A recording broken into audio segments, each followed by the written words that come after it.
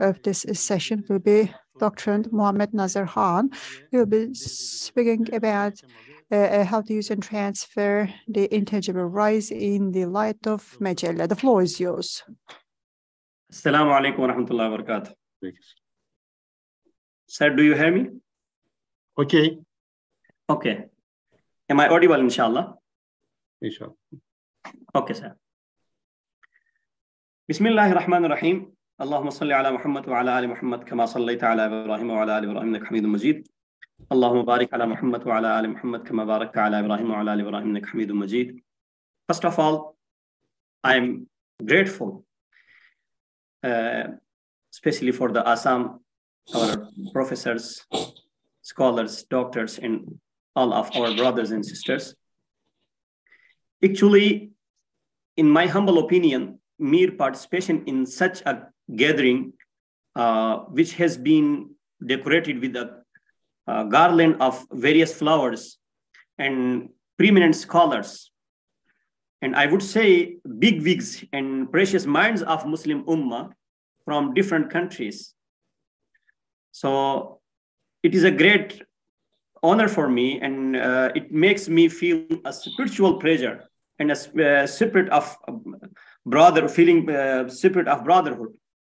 But especially when I have been given an opportunity to present my humble words in such a great session, it really means a lot for me.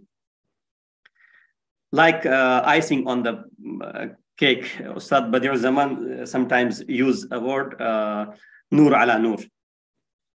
So I'm very thankful for ASSAM International Conference that have given this opportunity for me. And in this second year, I am being privileged with this opportunity.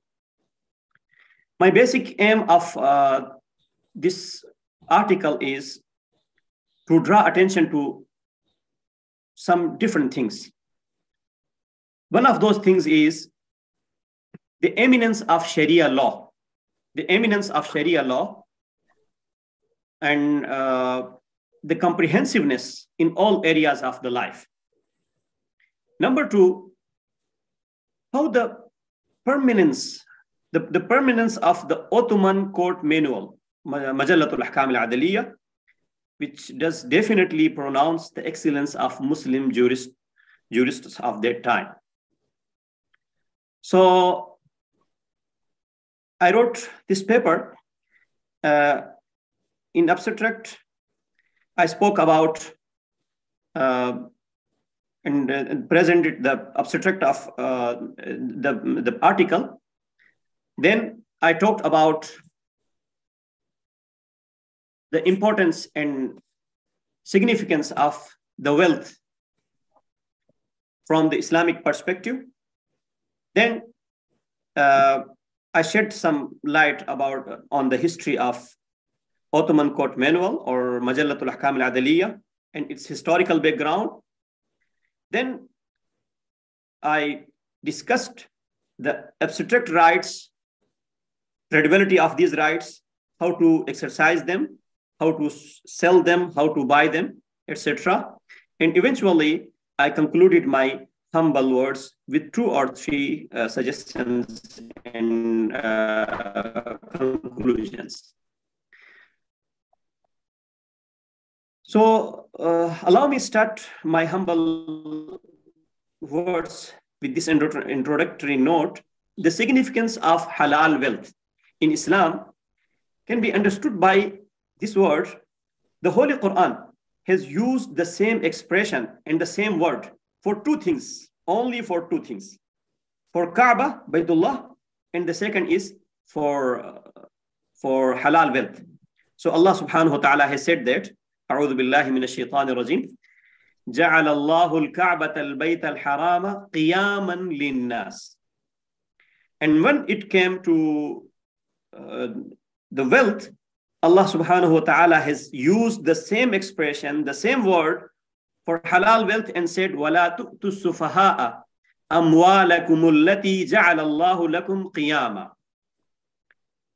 So from this word, we can understand the excellence and importance and significance of halal wealth. Okay. Then about the Majalla, historical background is everybody knows, and I think inshallah. So Majallatul Ahkam al-Adaliyya was civil code of the Ottoman Empire in the last 19th and earlier 20th century. It was the earliest endeavor to organize a part of the Islamic law of the Ottoman Empire. The Majalla was prepared by council of well-eminent scholars chaired by Ahmad Jawdat Pasha, Allah yarhamhu, published in 16 volumes. And from 1869 to 1867, and came into effect in the year 1877.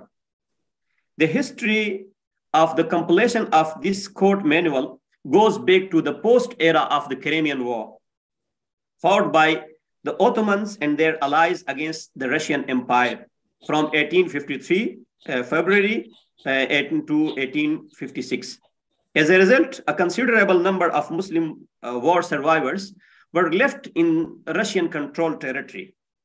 This raised concern in the Ottoman Khilafah, so they officially expressed their concern regarding the rights of Muslim war survivors. Addressing the Orthodox Church in Moscow, the Ottoman asked or sent an official letter while leaving the non-Muslim territory. So how these guys or how these Muslims will be dealt by the Russian Empire. So then also they have sent another letter, and then the Sultan, Allah yarhamhu, Abdul Majid, appointed a council of Hanafi jurists to compile a court manual, which is mainly based on Hanafi views, but it has included many other views as well. There are many commentaries written in different languages, Arabic, English, and Turkish, and Urdu, and different languages for Majalla. I'm not going into details. And Majalla, after the dissolution of Khilafah, after the dissolution of Ottoman Empire or Khilafah, the Majalla remained a lasting influence in most of successor states. The Majalla was long lasting in most places since it was effective, coherent, and difficult to dissolve. It remains force in following states, for example, in Turkey until 1926, Albania until 1928, Lebanon until 1933, Syria until 1949, Iraq until 1953, and Cyprus until 1960. In the British mandate for Palestine and later Israel formally until 1984. And as the Majalla has also continued to be the basis of the civil law of Hashemite Kingdom of Jordan and State of Kuwait. Then after that, Majalla has been replaced by other laws. Another question which has been raised by many people is that, is Majalla al-Ahkam al-Adaliyya can be a viable law for this modern age? So in fact, this question directly aims the viability of Islamic jurisprudence, Sharia law, rather than being confined or concerned about the Majallatul Ahkam al-Adaliyya. And the answer is that yes, definitely it can be. Because Islamic jurisprudence in the is the divine guided law which has enjoyed official status in the world's great empire since its very beginning. Since its very inception. Up till the first quarter of 20th century. For example, the Umayyad, Abbasid, Seljuk, Mamluk, Ottomans. So beside the time of the Prophet Muhammad sallallahu alaihi wasallam and his Khulafa al-Rashidin radiyallahu anhu. So in the 21st century, where the different nation states emerged, the Sharia law again obtained its position and became the supreme constitution of many countries. In this way, the Sharia law carries two privileges simultaneously. Number one, divine guided, being divine guided, and number two, the human experience of 14 centuries, which testifies that Sharia law is always effective, coherent, and indispensable, which made of its Western scholars, even many Western scholars, they have recognized Islamic jurisprudence as a global source for legislation and law in a good number of international conferences. For example, Conference of 1932, International Comparative Conference, Law Conference in Hague, and International Conference of Netherlands, 1937. 1945, there was a conference, international conference, Washington, and many other conferences. So, Majallatul Ahkam or Sharia law is as viable, as acceptable, as moderate as it was from its very beginning.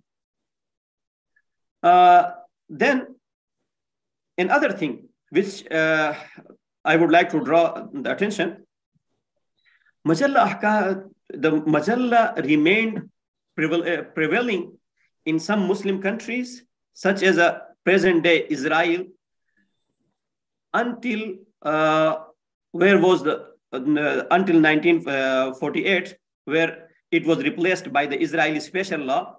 Although it has been replaced by Israeli law, a few articles of Majalla are still existing, like Articles 80, 82 of the Ottoman Civil Procedure Law 1879, are a part of Israel's evidence law. So that's why Marshall Hudson wrote in his book, Muslim established in 16th century an economic system and civilization that anybody would come from out of this world, out of this planet. He has no choice except Islam due to its excellence in trade, finance, agriculture. So after this short introductory note, I would like to move to the abstract rights. What do we mean by abstract rights? Abstract rights are intellectual property, refers to the creations of the mind, invention, literary and artistic work, and symbols, names, symbols, and design used in trade. And according to Ustad Taqi Uthmani, the concept of abstract rights includes that whoever spends his mental labor in invent something in the honor. You have 5 minutes. Okay, sir. Okay. Is the honor of fruits of his invention. So these are, and there are many different types of abstract rights. For example, just I'm reading the names: Sharia rights, then customary rights, then Sharia rights. Further, Sharia rights are further divided into 2 types: necessary rights and innate rights. Then Sharia innate rights, for example, al-huquq al-shar'iyya al-asliya, rights of usufruct, tangible assets, usufruct of tangible assets, rights of priority. So all these rights, how to exercise and transfer? So there are 2 ways: transferring them by an exchange contract or withdrawing from them from the competition. These are 2 ways. And the necessary rights, huquq al-shar'iyya, and also some other rights which have been given a person to only protect himself or herself from others' transgression. So quickly, I'm going to the last. Okay, here, yes, there was a difference of opinion between our great scholars and fuqaha at that time, because, and this ikhtilaf or this difference comes out from the points of view about the definition of mal or definition of wealth.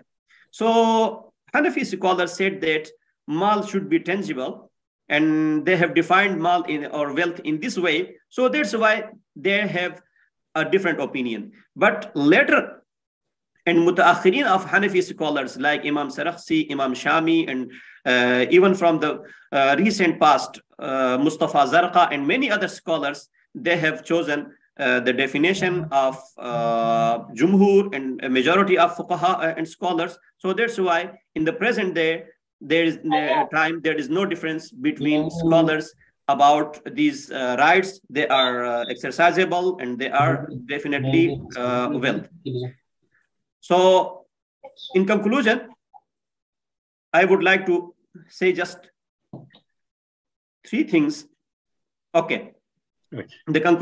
I have reached to these conclusions. Number 1, Majalla al-Ahkam al-Adaliyya is a codified version of Sharia law, which even though primarily premised on Hanafi jurisprudential interpretation of Sharia, however, the opinions of other schools have also been taken into consideration. Therefore, it is not right to limit its applicability to a specific period or geolocation. Rather, it is just as applicable in the modern age as it was in the past. Number 2, the difference of opinion regarding intellectual property, whether it is tradable or not, stems from the definition and characterization of the property. The early Hanafi jurists, rahimahumullah ta'ala, characterized property as any physical and tangible being which is naturally desired by mankind and can be stored for the time of necessity, either movable or immovable. On the other hand, according to the majority of Islamic jurists, the property is something of value, and if a person damages it, he will be liable to pay compensation. But as it has been discussed earlier, many preeminent jurists of Hanafi school of thought have characterized the property as majority Jumhur of jurists Jumhur did. In addition, in the modern age, certain intangible things have become very valuable, such electricity and natural gas. Consequently, abstract rights like intellectual rights, trademarks, business licenses, and patents are tradable properties and subject to all rules and regulations of Sharia as other physical and tangible ones. Thank you so much. Jazakumullahu khairan. Assalamu alaikum wa rahmatullahi wa barakatuh. Alaikum salam. Thank you very much, Muhammed Nazir, for your presentation. Ben Türkçe kısa birkaç şey söyleyerek süremiz oldukça... In Turkish, I would like to say a few short sentences, and then I would quickly stop this session because the next session and panels are waiting. We listened to 6 important presentations. We started with the International Security Organization in the Ottoman, and then we discussed the medieval towns and the public order problems, and then we discussed the age of Salat and Ayyubi, and then we talked about the consumers and protection of the producers and the consumers.